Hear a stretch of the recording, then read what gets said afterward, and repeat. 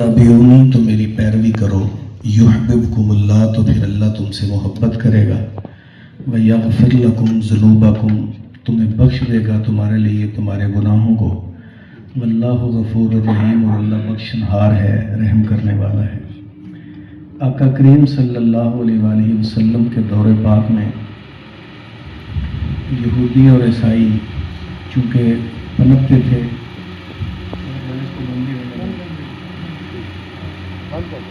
मक्की दौर में तो इस्लाम का मुकाबला सिर्फ कुफर ही था, लेकिन जब हुजूर मदीना तशरीफ लाए तो तब कुफर से ज़्यादा तंग हुजूर को मुनाफिकत ने किया। यहूदियों का दौर था और वो लोग अंदर से कुछ और, चूँकि ये बात मैं और आप भी ज़हन में रखें, हम बरादरीज़म पे बात करें, कारोबारी बात करें, दोस्ताना मजलिस की बात करें या ख़ानदानी रस्मों पे बात करें या दीनी महाज पे भी बात करें, तो जो दुश्मन वाज़े होता है वो दुश्मन ख़तरनाक नहीं होता। जो दुश्मन लिबादे में आपके सामने आता है वो बहुत ज़्यादा ख़तरनाक और जहरीला होता है। वो क्या किसी ने कहा ना कि चेहरा बदल बदल के मुझे मिल रहे हैं लोग, हाय क्या सलूक किया मेरी सादगी के साथ। तो पंजाबी में कहते हैं ना कि लोकी मैनू मुँह होते खौल चढ़ा के मिलदे ने, लोकी मैनू मुँह होते खौल चढ़ा के मिलदे ने, चेहरे दे ओ किड्डे सोहने भैड़े किड्डे दिल दे ने। ये जो पोशीदा और लिबादा उड़ा के मिलने वाले दुश्मन होते हैं, ये इंसान को ख़त्म कर देते हैं।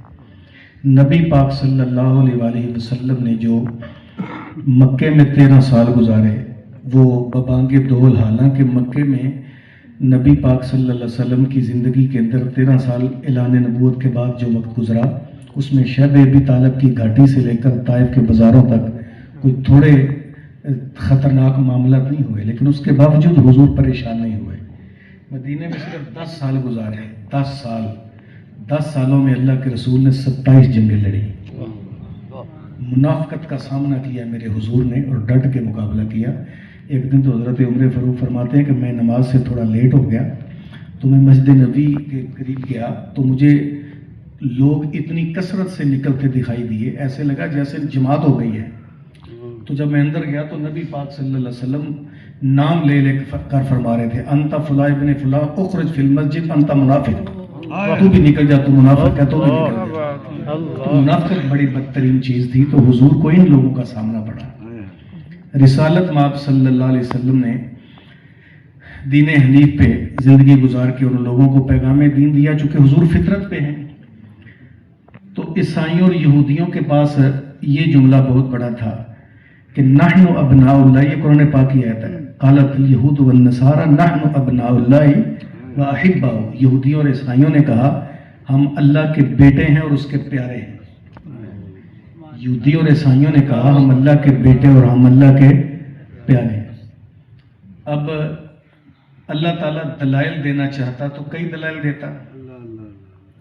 ये बात यहाँ एक और छोटी सी अर्ज करता चलूँ और आपकी तवज्जो हो, अल्लाह ताला कुरान पाक में जो हमें तरीका बताता है, छोटे घटिया कमीने और गिरे हुए शख्स को और इस तरह की मखलूक को अल्लाह कभी अपना मद्दे मुकाबल नहीं आने देता।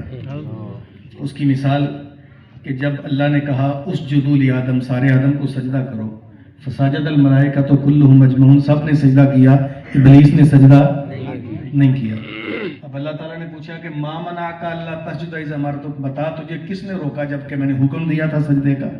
तो उसने कहा कि मैं इससे अफजल हूँ, अना खैरुम मिन्हु, मैं अफजल हूँ इससे, जिसको तूने बना के कहा इसे सजदा करो मैं अफजल हूँ। साथ उसने दलील दी कि खलकतनी मिन नार व खलकतहु मिन तीन, मुझे तूने आग से बनाया और इसको मट्टी से, मट्टी आग से अफजल है, लिहाजा अफजल मफजूल को सजदा नहीं करता। उसने दलील दी सजदा ना करने की। अब उलमा जलवा कर रहे हैं, अल्लाह दलील देना चाहता तो अल्लाह के यहाँ को कमी थी, लेकिन कुरान पढ़े अल्लाह ने दलील नहीं दी। दलील है यहाँ मैं तवज्जो चाहूंगा, अल्लाह ने दलील नहीं दी। अगर अल्लाह दलील देता तो शैतान मद्दे मुकाबल हो जाता। आप यहाँ से निकलें, अल्लामा फहामा मुफ्ती साहब डॉक्टर साहब हो, यहाँ से निकले कि पागल बंदा आपके साथ को बदतमीजी कर दे, आप 2 4 10 उसके मुंह पे थप्पड़ लगाए, तो लोग कहेंगे यार तो पागल सी, तू सियाना बहना। وہ تھوڑی سی بھی بدتمیزی کر دے گا، تھوڑی سی بھی، تو اس کو آپ سارا دن بھی مارتے رہیں، رولتے رہیں، کچھ نہیں جائے گا، لیکن آپ کی عزت کو فرق پڑے گا۔ اللہ نے شیطان کو دلیل اخرج انک انت من الصاغرین، نکل جا، تیرے لیے اللہ کی بارگاہ میں جگہ ہی کوئی نہیں، دلیل دیا ہی کوئی، دو ٹک بتا دیا۔ اللہ تعالیٰ کمینی ذات کو کبھی اپنا مد مقابل ٹھہراتا نہیں۔ اب یہودیوں اور عیسائیوں نے کہا ہم اللہ کے پیارے اس کے بیٹے ہیں، اب اللہ نے تو قرآن پاک میں وعدہ کر دیا لم یلد ولم یولد، نہ وہ جنا گیا ہے اور نہ کسی کو اس نے جنا ہے۔ تو جب کوئی اللہ کو جنتا نہیں ہے اور نہ کوئی اللہ کسی کا جنا گیا ہے اور نہ اس نے کسی کو جنم دیا، تو اللہ کا بیٹا کیسے بھی ہو سکتا ہے؟ بات ختم۔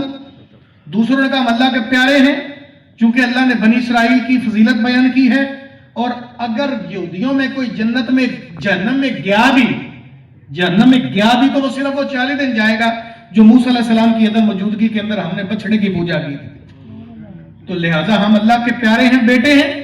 تو اللہ تعالیٰ نے دلیل نہیں دی، اللہ نے ان کو دلیل نہیں دی، کہا قل، محبوب تو انہیں بتا دے، ان کنتم تحبون اللہ، اور اللہ کی محبت کا دعویٰ کرنے والوں، تمہیں اللہ سے محبت ہے، یہ تمہارا دعویٰ ہے، نحن ابناء اللہ، تم نے کہا ہم اللہ سے پیارے ہیں، اللہ سے محبت کرتے ہیں۔ اگر تمہیں اللہ سے محبت ہے، اے محبوب میں نہیں کہتا، تو بتا انہیں پتہ چل جائے کہ جس کی زبان سے اللہ بات کرواتا ہے اسی کی بات تو خدا کی بات ہے۔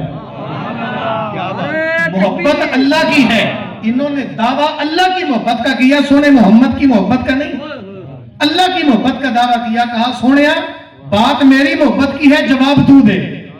کچھ موقعوں کے اندر اللہ اپنی بات ہو تو جواب اپنے محبوب سے دلاتا ہے، جس طرح ابو لہب نے جس دن حضور نے اکٹھا کر کے اعلان نبوت کیا، اس نے کہا، جب حضور نے ایک خدا کی طرف اشارہ کیا تو ابو لہب سکا چچا تھا، سب سے پہلے آگے بول کے کہتا تبًا لک یا محمد الہذا جماعتنا سائر اليوم، معاذ اللہ تیرا ہاتھ ٹوٹ جائے جس سے تو نے اللہ کی توحید کا اشارہ کیا، ہمیں سارا دن اس لیے جمع کیا تھا۔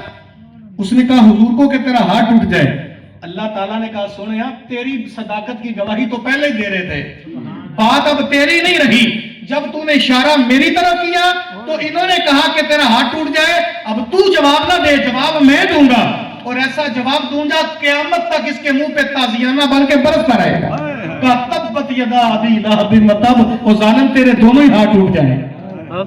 یہاں بھی کہا سونیا بات دعویٰ میری محبت کا ہے، انہوں نے کہا ہمیں اللہ سے محبت ہے، کل تو انہیں بتا ان کنتم تحبون اللہ، اگر واقعی تمہیں اللہ سے محبت ہے فاتبعونی، آؤ محمد کی پیروی کر لو، جب میری پیروی کرو گے تو پھر تمہیں محبت کرنے کی ضرورت نہیں رہے گی، یحببکم اللہ، پھر اللہ خود ہی تم سے محبت کرنے لگ جائے گا، یغفر لکم ذنوبکم، تمہارے گناہ بھی بخش دے گا جو اب تک تم کرتے رہے، کیونکہ وہ بخشنہار ہے۔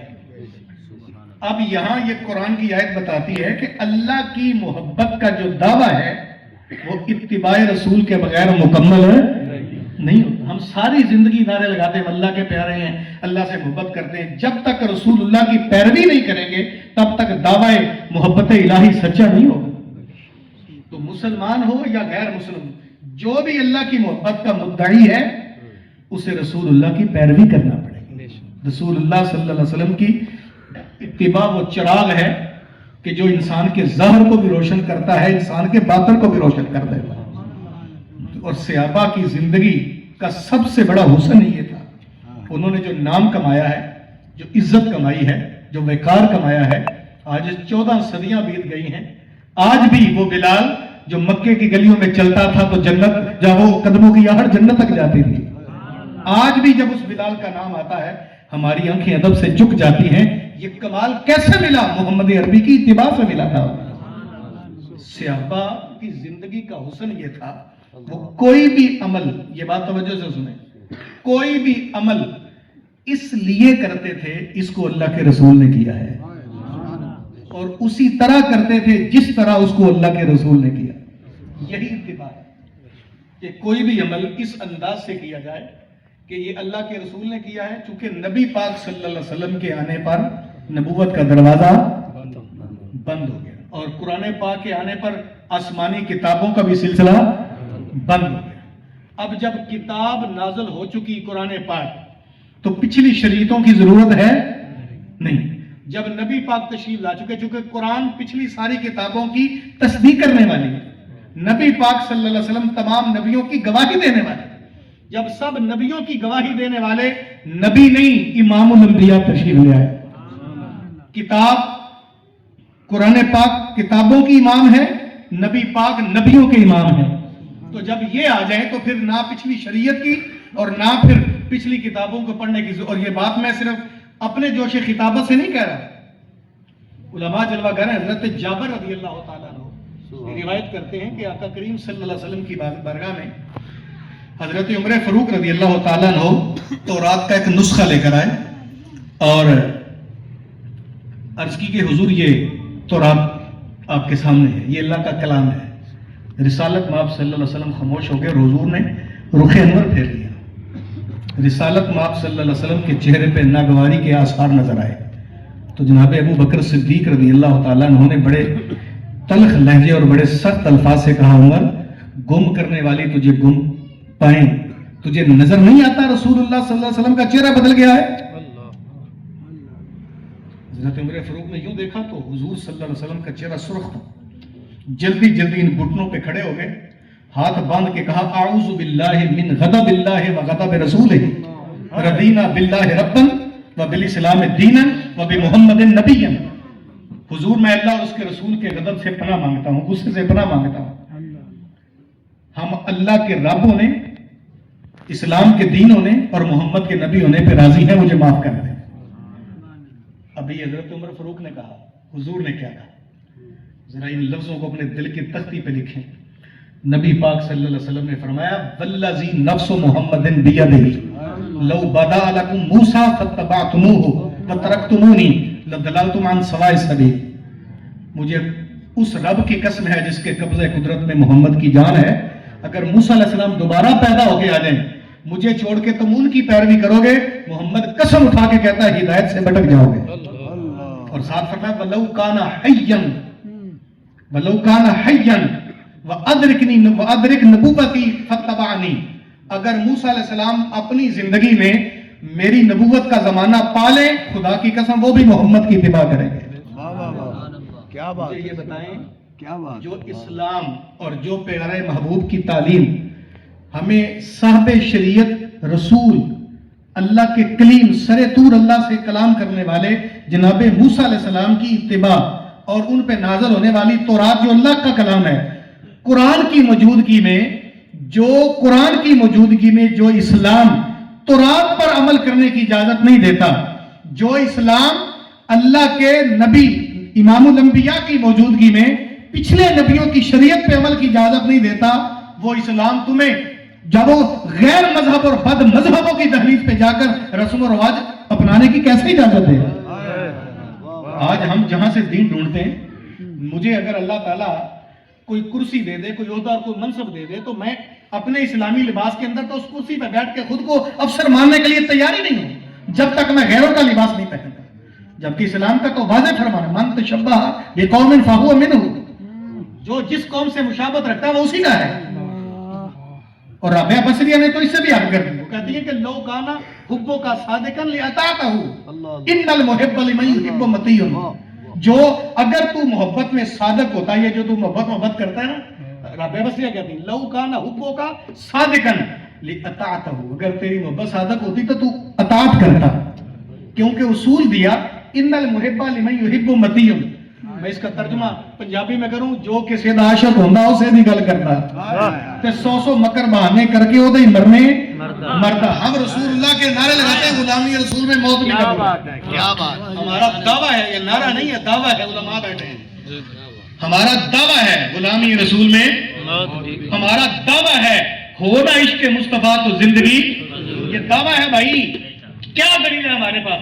جو بندہ کہے کہ غلامی رسول میں موت قبول ہے، اسے بندہ پوچھے تجھے محمد عربی کی غلامی میں نماز تو قبول ہے نہیں، چہرے پہ داڑھی تو قبول ہے نہیں، سر پہ امامہ تو قبول ہے نہیں، محمدی جامہ تو قبول ہے نہیں، تجھے صرف قبول ہے تو موت ہی قبول ہے؟ کیسی موت قبول کی تو نے؟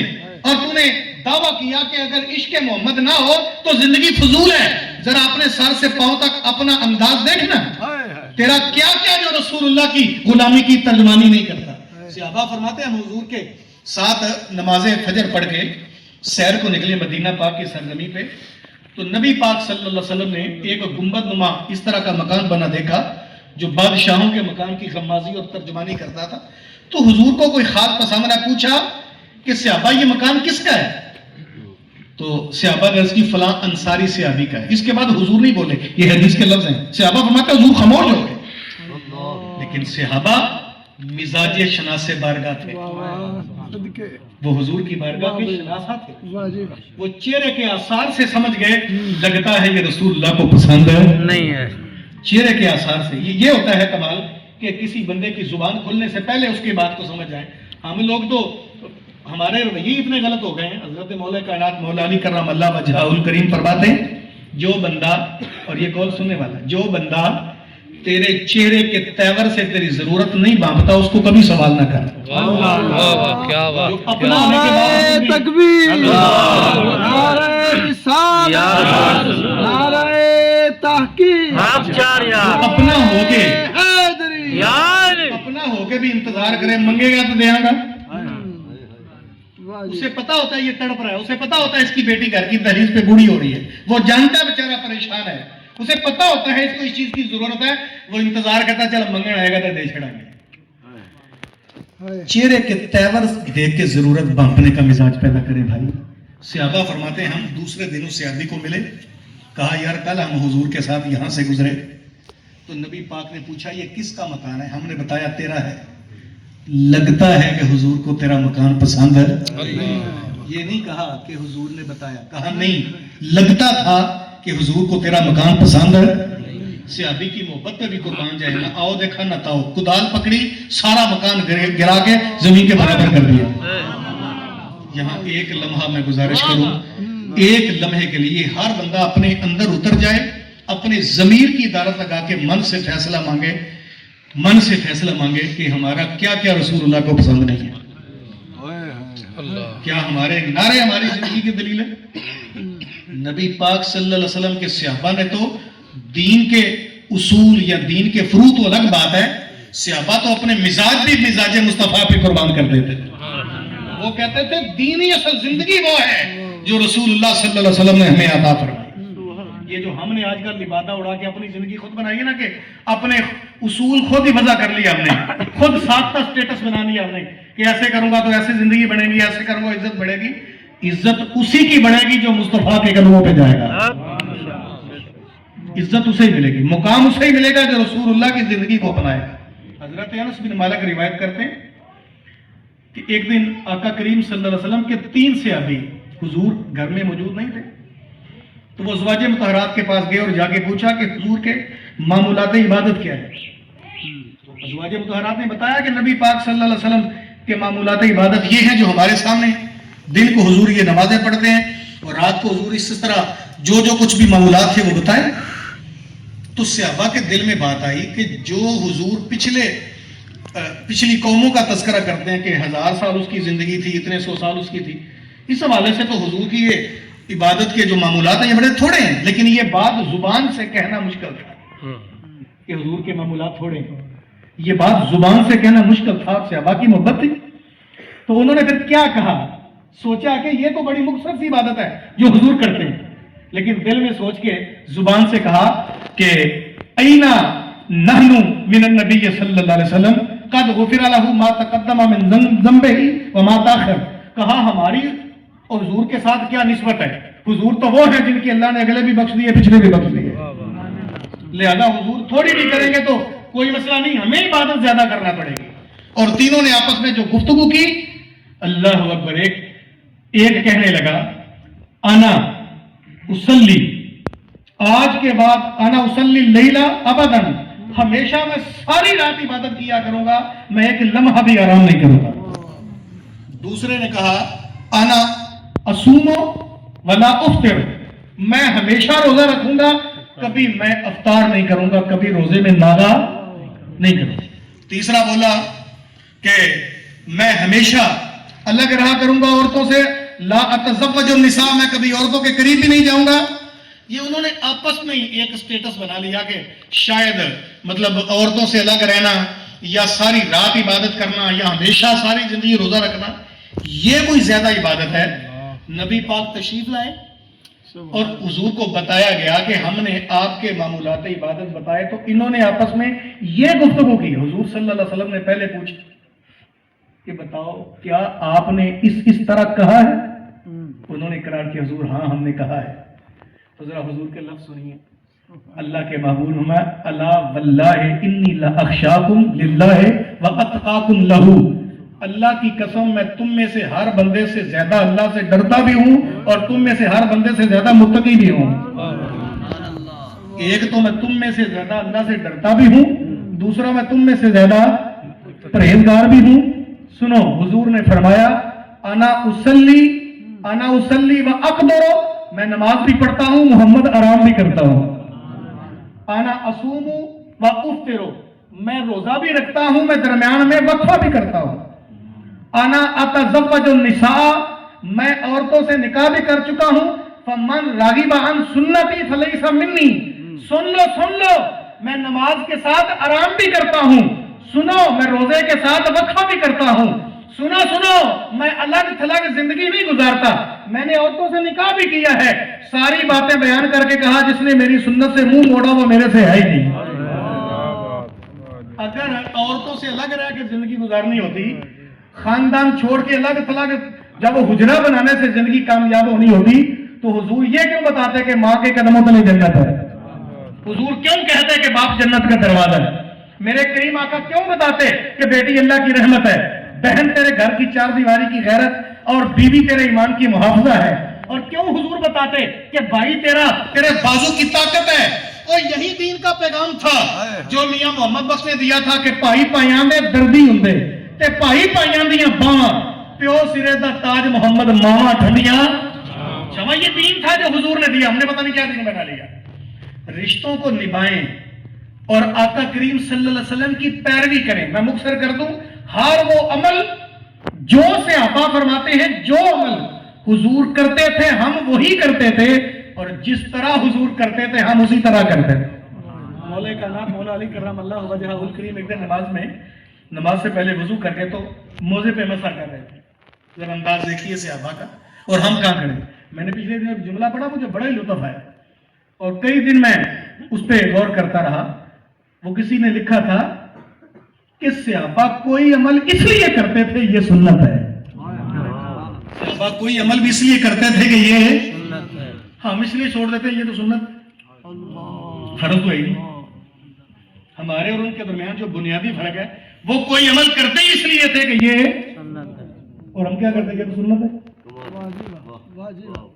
اب سنیے، مولا کائنات مولا علی کرم اللہ وجہہ الکریم موزے پہ مسح کر رہے تھے۔ طریقہ تو آپ کو ہوتا ہے کہ جب بندہ سارا وضو کر لے اور پاؤں دھونے کا وقت آئے تو ہاتھ پانی سے تر کر کے انگلیوں سے ٹخنے تک کھینچ لے تو موزے پہ مسح ہو جائے گا۔ ایسا ہی آپ نے کیا۔ قریب بیٹھا کہ بڑا دانشور کہنے لگا علی عجیب بات ہے، موزہ گندا تو نیچے سے ہوتا ہے تم اوپر سے صاف کر رہے ہو؟ مولا علی مسکرا کے کہتے ہیں گندا نیچے سے ہے یا اوپر سے، مجھے اس سے غرض نہیں ہے، نبی پاک نے اوپر سے کیا تھا مسح، علی بھی اوپر سے ہی کرے گا۔ حضرت عثمان غنی اپنے دور حکومت میں کسی غزوے پہ جا رہے تھے، کسی مہم پہ، تو ایک جگہ آئی جہاں ایک خوبصورت درخت تھا کافی بلند، تو اس کے قریب پہنچ کے قافلے کو رکنے کا اشارہ کیا، قافلہ رک گئے تو غلام سے کہا مجھے وضو کراؤ، وضو کرایا، خاموش رہے۔ اس کے بعد چلو پر پانی لیا، آسمان کی طرف پھینک کر مسکرا پڑے۔ غلام کہتا ہے امیر المومنین رکنے کا موقع نہیں تھا، آپ رکے میں چپ رہا، وضو کا کوئی موقع نہیں تھا، آپ نے وضو کیا میں خاموش رہا۔ اور اس سے اچنبے والی بات یہ ہے کہ آپ نے پانی اوپر پھینکا اور مسکرائے، یہ عمل نہ ہوتا تو میں سوال نہ کرتا ماجرا کیا ہے۔ مسکرا کے عثمان غنی فرماتے ہیں ماجرے کا مجھے بھی نہیں پتا، ایک وقت تھا حضور کے ساتھ ہم گزر رہے تھے، یہی مقام تھا، اسی درخت نیچے حضور نے ہمیں قافلے کو روک لیا، ہم رک گئے، حضور نیچے اترے، وضو کیا اور یوں آسمان کی طرف چلو میں پانی پھینکا، مسکرائے، میں تو صرف فرض محبت ادا کر رہا۔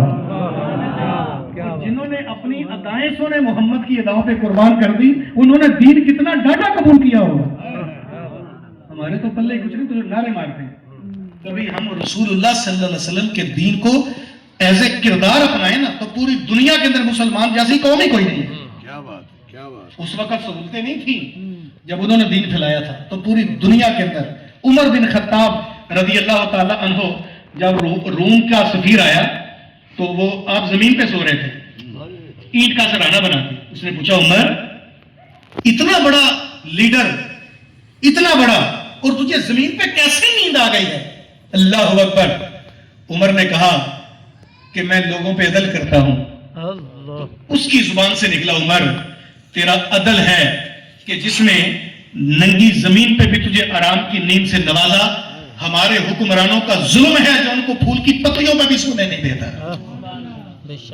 ہم کہاں کھڑے ہیں؟ ہمیں رسول اللہ صلی اللہ علیہ وسلم کی شریعت کو اپنانا پڑے گا، اور اگر ہم نے حضور کا دین نہ اپنایا، یہ بات یاد رکھیں، کچھ باتیں تلخ ضرور ہوتی ہیں لیکن حقیقت پہ مبنی ہوتی ہیں. میں صرف یہ کہوں گا کہ ہم حضور کے میلاد کا جلوس مناتے ہیں، ہمیں خوشی ہے، ضرور منائیں، کوئی حرج نہیں. جھاڑو دیں سڑکوں پہ، نالیاں صاف کریں، جھنڈے لگائیں، پھول کی پتیاں پھینکیں. لیکن یہ بات میں ضرور کرتا جاؤں گا کہ یہ جو سنیوں کے جلوس ہوتے ہیں نا، عموماً ظہر کی نماز ہماری رہ جاتی ہے.